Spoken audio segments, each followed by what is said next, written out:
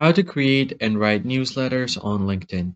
Hey guys, in today's tutorial, I'm going to be taking you through a step-by-step guide on how you can easily write and publish your newsletters on LinkedIn. Let's get started. First thing first, you need to go ahead and search for linkedin.com on your web browser. I've already done that, so make sure that you're logged into your account as well. Once you open up LinkedIn, you can find different options here. First one is to start a post, and right below that you have video, photo, and then write article option.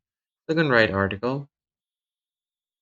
You can directly upload article from your device, and if you want to create a completely new newsletter, in that case you want to click on this manage drop down. Once you tap on it, here you can find create newsletter option. Click on it. Then all you have to do is give your newsletter a title. Once that is done, you can select how often do you want to publish it. You can do it daily, weekly, or bi-weekly. But if you do it weekly, I think it's going to be more effective and you'll have more time to write your newsletter.